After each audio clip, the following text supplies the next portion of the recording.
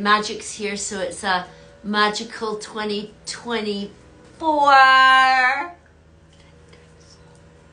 Oh yeah. Yes, I know, it's a magical 2024.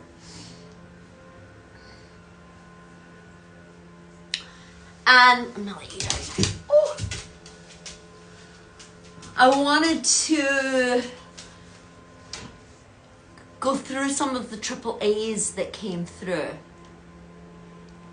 Now, when you're working with energy, as some of you who study astrology and astronomers know, the heavens change. And when the heavens change, things that applied then don't apply now. So I know that this kind of triple A word coming through is applicable until probably Spring Equinox, but I'm not sure if it's for the rest of the year. We'll see. Because as energy changes, so does the intensity of our tools. Just like when you say an affirmation, sometimes that affirmation needs rejigged, reapplied, actually, you know, abandoned sometimes, because you have outmaneuvered it, outgrew it, and it needs something a little bit more direct or to the point. And we start with our word acknowledge.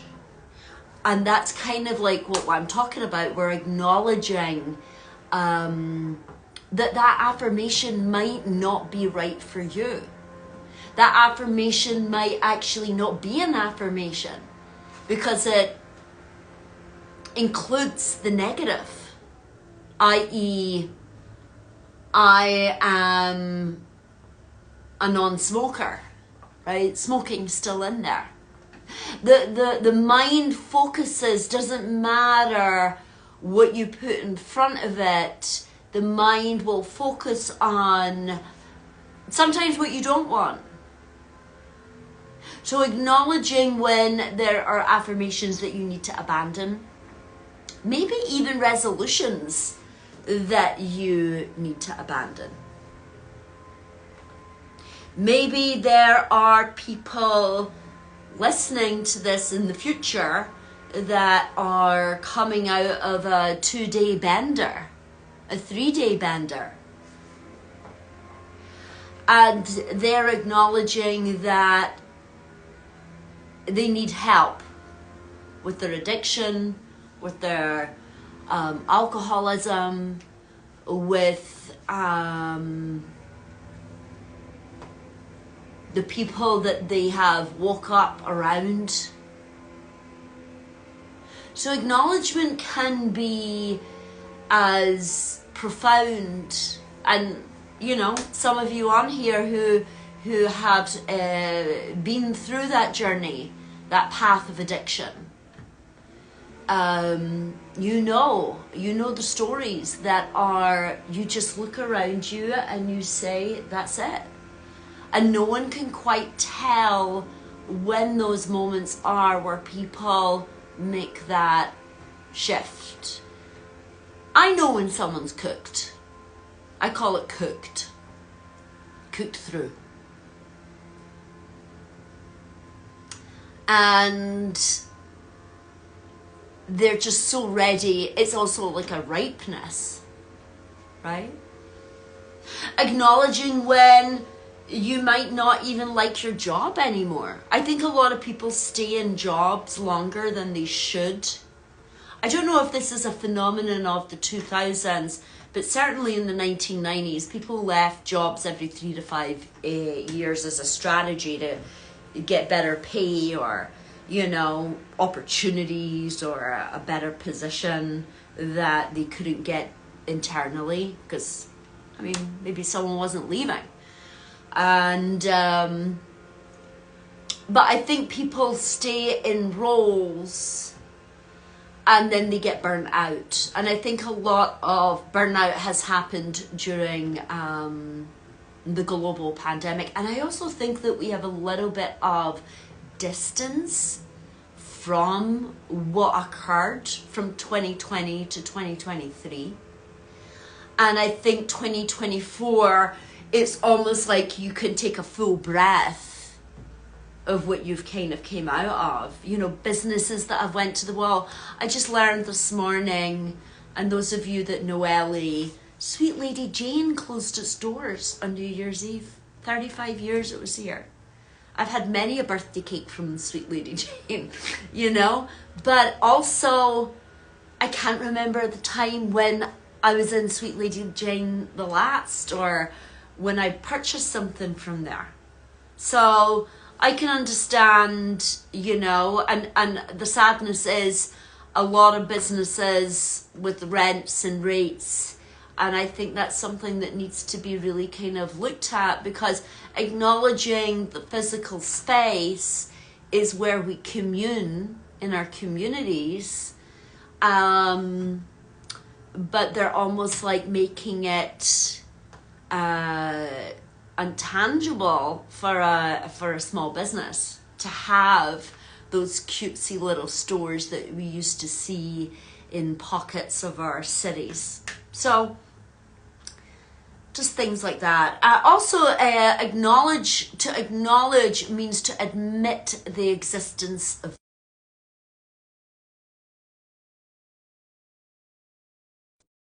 I don't know if all the acknowledgements, but there's always one that gets through, and I'm acknowledging that. But I'm also acknowledging I turned off all notifications and put do not disturb on my phone. So to admit the existence of truth. And that sometimes can be a really quiet moment with yourself. The existence of a truth in a relationship can be liberating, but it can also be extremely crushing and sad. Right? It's like a death. It's like grieving.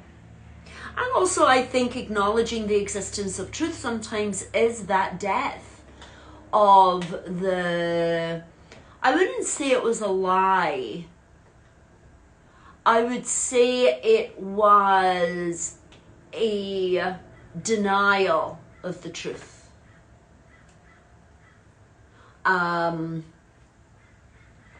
And sometimes people do that to function, you know, for their kids' sake. They function and they get through certain things. And even acknowledging if you are studying or you're at university and you're finding things hard, acknowledging what you need, acknowledging the breaks that you need to take. It's also all part of self-care, right? Acknowledgement. And then also acknowledging if you are to leave a job or leave a relationship or leave a project that you've been working on, that there's other things to do in that. The grid always fills in with something else, and that there is more work to be done in another area. Or sometimes it's that starting fresh. I put up a episode 10 of it was all about complaining, but it was a different kind of complaining that we had to acknowledge, and it was an acknowledgement of always kind of pooping on your effort, right? Because sometimes people think that people wake up and a book has been written like during the night. And it's little paragraphs here, it's full days there, it is an hour, it is 30 minutes, it's a pondering, it's acorns of effort, and acknowledging those acorns of effort that then create a substantial piece of work. Also acknowledging the people that have helped you, acknowledging your teachers, acknowledging your practice, and acknowledge when it's time to kind of walk away from things. Acknowledge when it's a bad idea. Maybe you've put a lot of effort into it. And I'll give you an example of this. I worked with a fantastic organization called Serve the Warrior. It's no longer around, but it was having, I think, some difficulty in getting everything kind of organized. The people who were running it were very busy with other parts of their lives. And they asked me to do some tapping on some veterans, which I did because the opportunity to work with these veterans was something I was extremely grateful for and appreciated. And they gave me an intro to, you know, my work, and it was on the, you know, oh, something's going to happen from this, you know, with the organization. And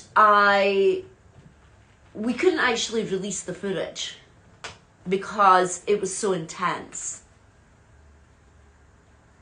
And it was so in their truth. Because the dynamic tapping that we do is not surface tapping. It is core, it is angry, it is painful, it is in despair, it is, you know, difficult to watch and intense to be in. So that footage didn't get released, and what happened was they gave me, you know, my intro and whatever, and I just posted it on YouTube. And then 7 years later, and let it go, you know. Okay, I had a great experience. I went to a lot of Q&As. I did a lot of great things with them, but that was that time. And I had my other things that I was doing. I was teaching, I was, you know, working with people. And then 7, 8 years later, Kelly Gores came across the footage because she wanted someone that had worked with veterans. She wanted someone, I think there was a lot of tapping videos out there on abundance and manifesting. And she wanted someone that had worked with some really deep issues. So she thought, oh, someone who had worked with veterans. And she found out of 500,000 videos, my video, saying that I had worked with veterans. And she actually knew the producer who ran Serve the Warrior. So they talked about it. And he said, yeah, we can't release that footage. And that's how Heal, that was the opportunity of Heal when they reached out. So sometimes it's not about doing a project and it going somewhere. Sometimes it's just about the experience. Sometimes it's about you getting the experience, being grateful, appreciating it, and okay, maybe that experience didn't go well with that group, or maybe it didn't go anywhere, right? That should have landed where everybody said it was going to land, but it landed inside of you. And then that brings us to our next word, which is to attune. To attune. We use that word a lot in Pause and Joy because you are given attunements. And attunements are an awareness of self, being attuned into the harmony of what is.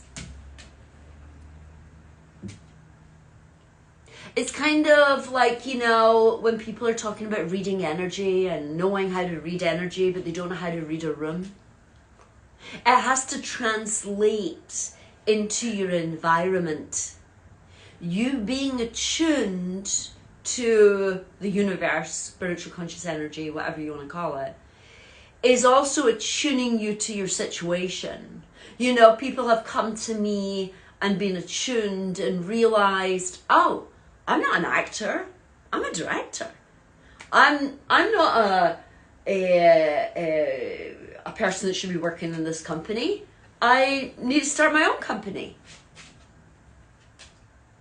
Oh, I'm not in the right relationship because I'm being attuned to myself and my environment of what I really truly want. So there's that kind of attunement, which is practical, right? It's a practicality of the energy in your orbit, in your life. It's a harmoniousness with your environment. And unfortunately, a lot of people stay in unharmonious environments, or they stay in difficult relationships or difficult jobs, or places where they are diminished and bullied, or because they say they need the money, but at what cost to their health, what cost to their mental health, what cost to their soul. So attuning to your environment sometimes is something people don't want to do because they already deep down know, but they haven't acknowledged that truth yet. Ooh, I know, it's a lot to process.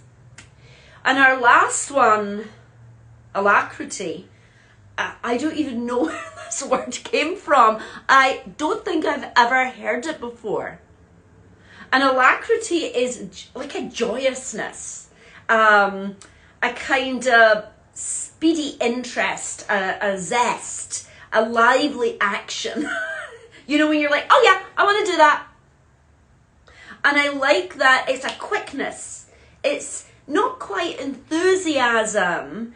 It has a marriage with action. It's like, you know, you accepted the invitation with alacrity. You know, you were quick to be like, oh yeah, that's what I want to do. Yes, yes, yes. Right? So maybe you've not felt that in a long time.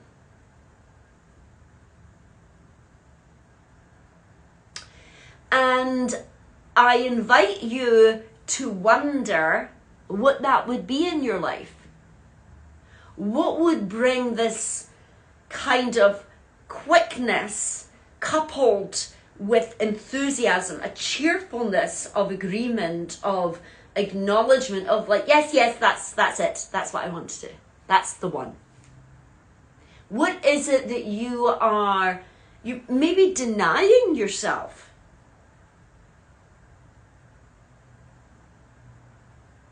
Knowing what's right for you, but it might upset other people because that opportunity might only be for you. The idea to do something might only be for you. But it's a kind of physical joyousness, which I like. And just even asking what that would look like in your life would be an invitation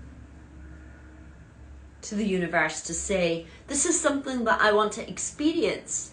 This is something that I want to have. Alacrity. Alacrity. A quick joyousness that's a speedy interest in action.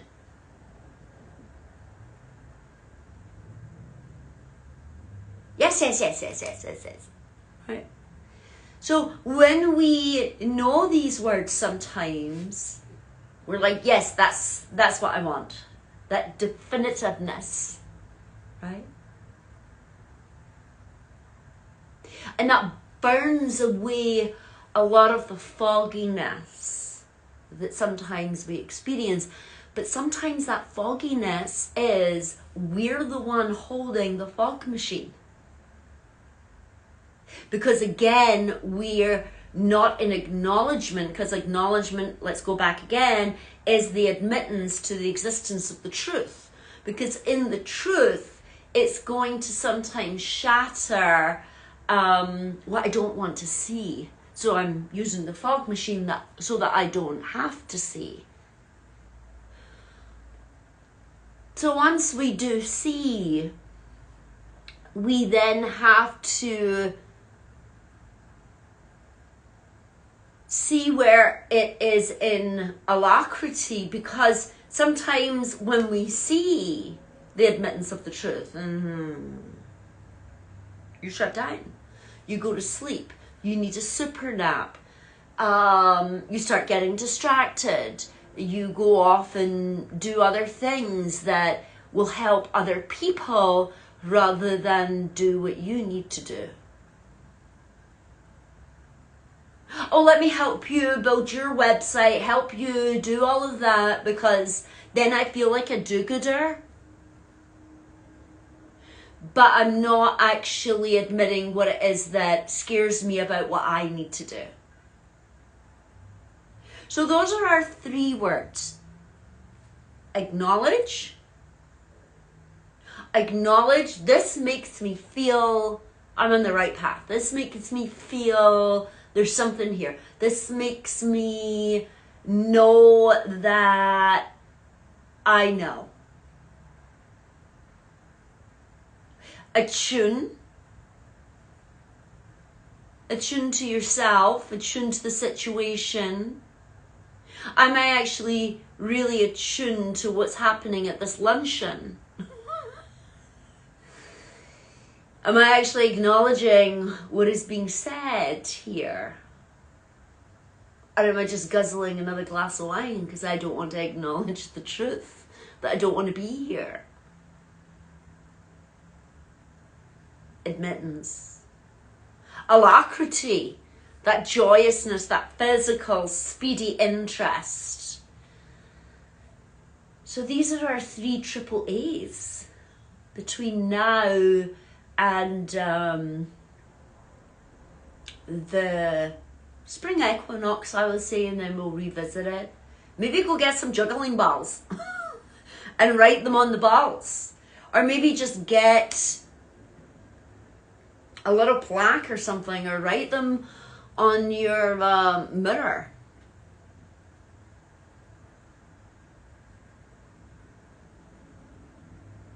Because these are the things that, you know, you seed and then you remember. Oh yeah, this is what she was talking about. Okay, I'll just acknowledge.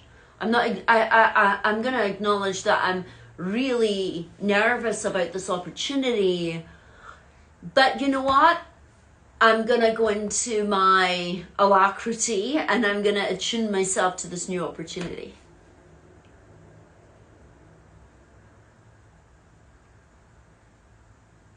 Because even with opportunities, sometimes, and that's what Pause and Joy is really all about, is attuning you to the new opportunities, the new spaciousness of your life, the new, you know, students will tell me sometimes they don't even need to do anything, especially at level 1. You know, they get the attunement and people just disappear. Their life is like a magic trick. You know, people that cannot be around that. They signed up for the person that lies to themselves like they do. They signed up for the denial. They signed up for let's just have a good time and go out and drink and have a party and that's it. But now you want to get into this other space and I'm not digging it. And that's fine, because they didn't sign up for that person. They signed up for the other one. Those of you who have been through and know this with addiction, the saddest part is sometimes losing some of your friends that you really, you know, have poured your heart and soul out to, and you have to leave them for your rehab or for your sobriety. And it's difficult because sometimes when you go back, you want to hang out, but you make the others self-conscious, that they feel not in harmony with you anymore, because they might feel judged. They might feel that you are contrast. Some people are fine with it, you know. It depends on the degrees, you know, of your friends. It depends on a lot of factors, but you know, a lot of people can't really sometimes be around that anymore. So there's not just, you know, this is the beginning of the year where people have maybe overindulged, and it's, you know, we've all been there, and it can be tough starting off the new year like that. It can be heavy and dense these next few days. So everybody's having different experiences with the new year, but I definitely think this is the quickest and lightest and clearest start of a new year that has been, I would say, since this 8-year cycle of since 2016. So, you know, we're definitely coming out of something, right? Like quicksand. And I think that's also a belief. Someone had just said, hi there, fear is contagious. I think that's a belief, and I think it's a very powerful belief. And it is something that you have to decide whether you believe in. You know, because we can put it out, we can comment on it, we could put up a post saying it, but we're also part of that passing on, right? We're passing on our beliefs to others. It's like sometimes when people will tell me a story or tell me something and it dies with me,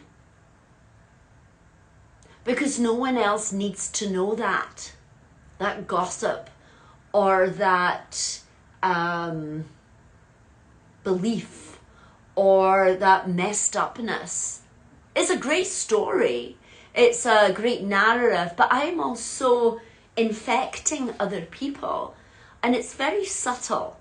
It's probably one of the most subtle things that has been used since the dawn of time, which is the power of suggestion. And the power of suggestion can go many ways. So I'm suggesting to you that acknowledgement, attune, and alacrity are just suggestions for moments between now and the spring equinox. They're just suggestions. They're not beliefs. They're just moments for you to have that synchronicity. You know, when you see a sign that is very apropos for the moment in your life, you see it on a billboard, right? Or you see it on a bumper sticker, and you know that that's meant for you. You're like, oh, I needed to hear that today. I needed to acknowledge that today.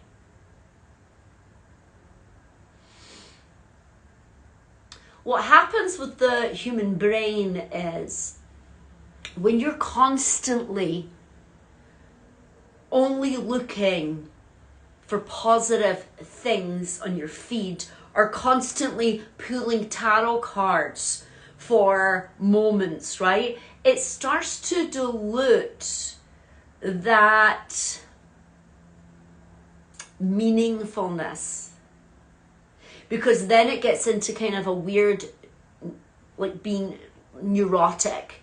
Like something happens and I need to pull a card. Something happens and I need to get a sign. Something happens and I'm constantly never really attuned to myself, because I'm wanting something to tell me I'm all right. It's okay. It's okay. It's okay with the sign, because it's neurotic signs, rather than, I think that a clarity, that joyousness, that quick enthusiasm is a moment of meaning. Right? Because what happens is we then constantly want to feel reinforced, but then that then makes you say that then I'm not really attuned to myself. If I'm constantly looking for other things and signs and everything, constantly to reinforce what I know is meaningful to me. And that's what you're really polishing here. What is meaningful to you? You know, it's like actors or writers or directors. They know, well, not all of them, but many of them, they know that they have maybe at most, say, 20 great movies that they can make, or 20 books, or 20 scripts. So they attune to the subject that is giving them that clarity, that joyousness that's going to go into that action. That, oh, yes, yes, yes, this is the subject, this is the subject. Because they know it's going to take a certain amount of time, and they want to have a specific body of work that is meaningful to them. And they acknowledge when they get a script in this town, and there might be someone reading 20 scripts today. Right, that's their remit before they hand that one, if there is one, to the person that they're working with that's the director, and says, I think this is your style, this is for you. But they read 20 to 40 scripts a day, those people. That's their job. Because that person's looking for the needle in the haystack if they are not writing it themselves. Because they want something that is that a clarity. And they will not abandon that.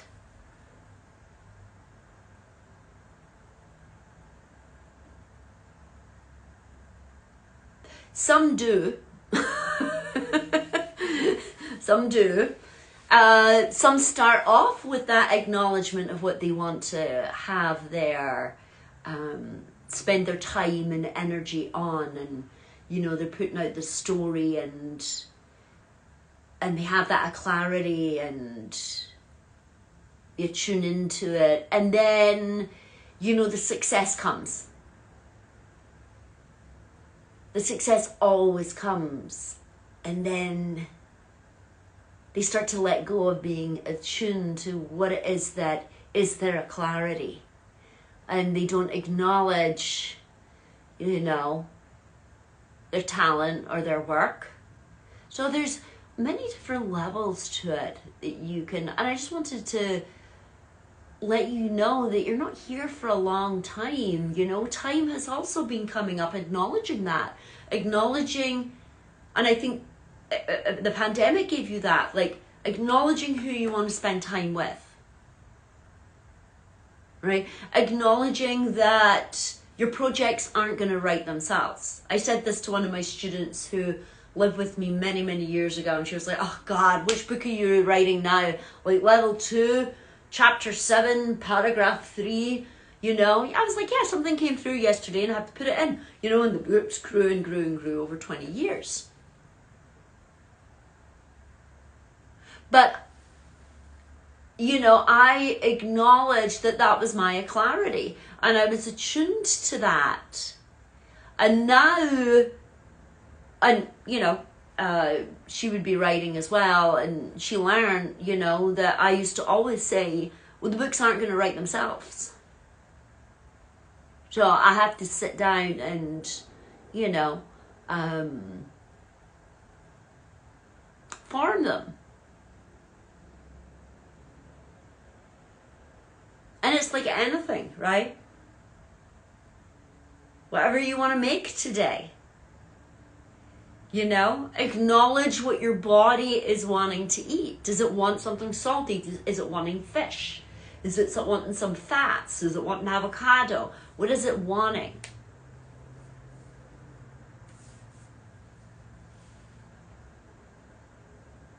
Actually, your supplements you prefer when you eat good fats. They absorb better. Acknowledging that. So having like an avocado in your smoothie doesn't taste like anything. It just gives that creaminess so that you can take your supplements. Attuning to what's right for you. You know, my father had said to me on New Year's Eve that he wanted to have more vitality, more energy, that he was taking naps. So I asked him what he ate in the morning. And he said he's a Scotsman, so he had his porridge. And I said, maybe switch it out this week and have some scrambled egg. Or have some protein in the morning. Right? Rather than the porridge. Or have your half bowl of porridge and then have, you know, some scrambled eggs. And he was like, I'll try that. Because I says, I think you're going into a glucose coma by 12 o'clock. So these are the things that, and he was acknowledging, yes, something's not right. I'm eating the same things, but something's making me tired. And he hadn't acknowledged that it could have been his breakfast. So I've sent him some information and to look at, and he was open to it because he wanted that clarity, right? He wanted to enjoy the new puppy that's in the family. And he didn't like being tired. He's in his mid-70s.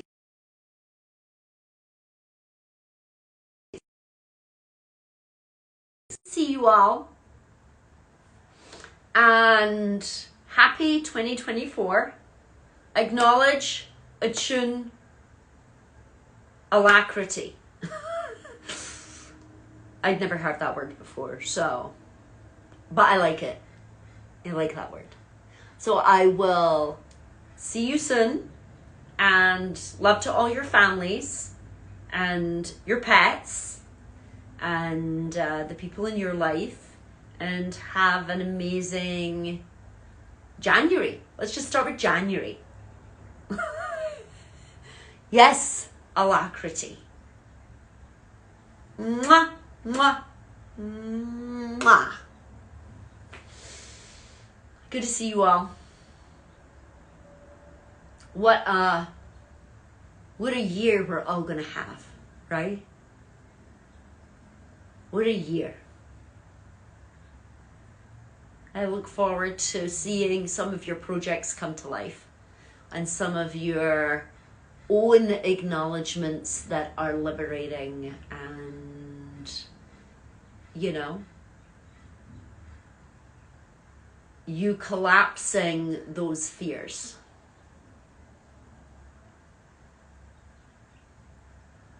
And that's feeding back into the fear is contagious, right? Because that's the thing for me. I've dealt with fears for decades with people. And I know that they can be neutralized. And I know that they can be taken away. And I know that they can be collapsed. And then your life changes. So, let's acknowledge that. Love ya. See you soon.